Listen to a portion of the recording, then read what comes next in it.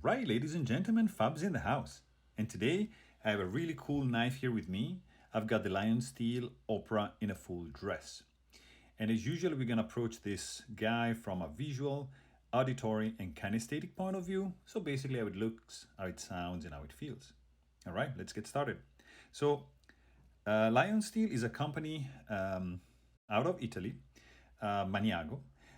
This particular knife has been designed by Massimo Salice Sanna, or Max, and I think it's a overall great, cool looking design. In its close position, you can appreciate, this is a small knife, but you can appreciate how dressed up this guy is. Um, you know, the handles, the scales are made out of abalone. Abalone is a marine snail. So they took the shells out of those to create this ridiculously good looking scale over here, this part.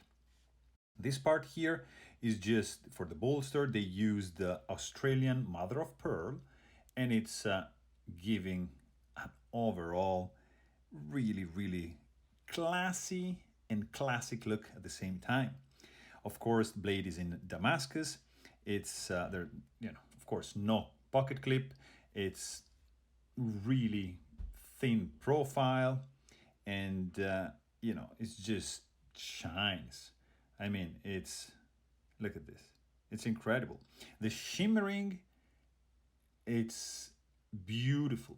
You can see the abalone and the mother of pearl like shimmering and changing color based on the incidence of light hitting the scales. And look at all the variety of colors, at the almost kaleidoscopic effect created on these scales. It just gives like a unique look. It cannot be replicated, of course. This is a natural material, so every single unit would be different, and you're gonna have just a unique piece. Um, Look at the space between the blade and the liner. I mean, guys, this is pretty tight tolerances they applied in building this one, and I think they did a great job. Blade is perfectly centered, and yeah, I mean, lanyard hole here. This leather lanyard. It's pretty cool looking. If you don't like it, it's super easy to remove. And let's open it up and have a look at this gorgeous Damascus blade. This pattern here, it's called Heimskringla, and it's just stunning. I like the high contrast. I love the hollow grind they put here, and I mean the precision. This guy just exudes quality, in my opinion. A little bit of something to keep in mind is the thick stock of the blade, but it's balanced pretty well by the grind they put on this one. Look at this reflection on the hollow part of the blade. It's really nice. I really appreciate that, and that gives a little bit more slicing capability to this blade, being a slightly thicker stock, but nothing crazy thick. You can see the sharpening choil over here, so it's a little nice touch. Logo placement, it's over here. I'm not a fan of banners on the blade. This is a little bit it's not obtrusive, but it's distracting and taking away a tiny bit from the overall cleanliness of this design. I mean, this line here, it's beautiful. The line down here just interrupted here by the choil, and just a little bit by the lanyard hole on the back here. But overall, it has a really clean look. The blade, it's beautiful, just really nice design, like straight up here, just a little bit of belly. It's very, very well thought. Something I'm like not like in love with. It's the jimping. As you can see, half of the jimping is right here. The other half is on the blade. When you open the blade, they just join together to create this You see, it's just almost non-existent. You can barely feel it, and yeah, so nothing incredible here. Another really interesting thing is that they skeletonized the liners to reduce the weight, and they are heavily skeletonized. And I hope you can appreciate that. That's a really nice touch. And for what concerns the sound, this is, when you open the knife, there's no detent ball, of course. This is just a lock back here.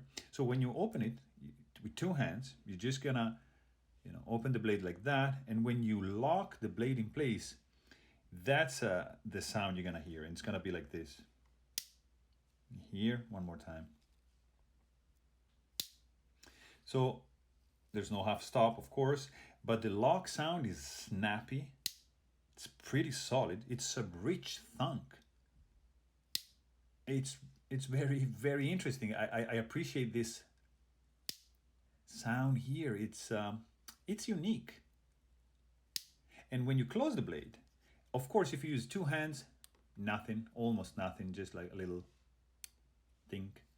But being like on a spring in the lock back here, if you just release the knife like from this height here, it's gonna produce it's a mellow thud. It's not loud. It's very mellow. It's a nice thud. It's pleasant to the ear.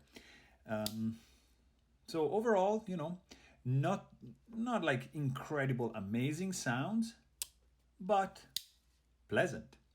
For what regards the feelings, you can open this blade with one hand like this, just by pinching the blade with two fingers and then just rotating it up to the open position. If you need to close it, of course, you're gonna need two hands to do this job, because you have to push the lock back over here, and it's gonna be awkward to do with one hand. You can try to do something like this, but it's really awkward. So you're gonna use two hands. The fact that this is pretty lightweight and small, it makes it like almost the perfect EDC knife, because it's gonna disappear in your pocket. Super slim profile.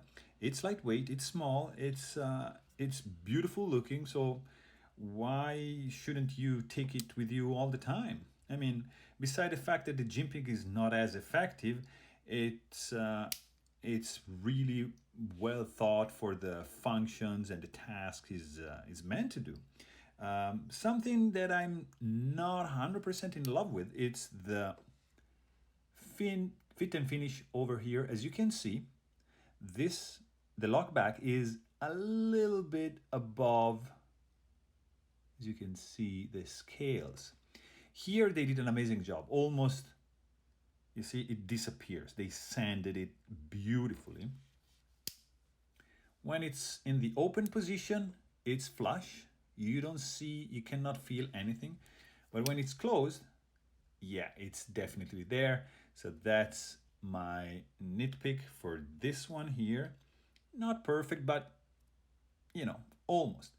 All the edges around have been chamfered beautifully to give like a soft feel. There's no sharp edges except for maybe this one, but it's nothing to be worried about. So overall, nice rounded edges all around. The screws are almost imperceptible. You rub your finger here, you cannot feel anything. They are completely flush with the scale, and beautifully, like almost seamless. A tiny bit, because there's a hole, so you can feel that there's something, but not on the outside. Very well designed and built.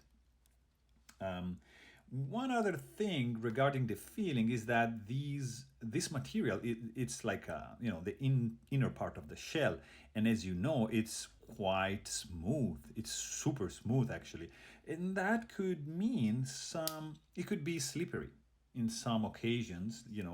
If you have wet hands, it rains, I don't know, they could be slippery, but at the same time, you can have a nice purchase and you can hold it safely in your hand.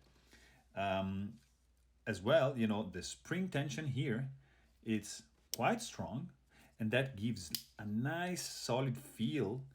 You know that the blade it's not gonna unlock accidentally, so you're comfortable in performing almost any kind of task. It's gonna be like a light task, of course, but it's there. Safety is there, so that's a really really nice thing. Something also that I love about this one is that, yes, it is flashy. Of course, it's a full dress. I mean, it's a fancy knife, but it's not scary. If you are on a wedding and you're gonna pull this out and place it on a table, this can be a conversation starter. You're gonna have people getting curious and asking questions about this one. So it can be something to talk about, at the dinner with friends. Nobody is gonna be intimidated about this guy, and everybody is gonna admire and stare at the details, at the colors, at all the different nuances this blade will bring to the table. So there you have it. This is my review of the Lionsteel Opera in a full dress with the Abalone mother of pearl and Damascus blade. Hope you guys enjoyed the video. Thanks for watching and stay tuned.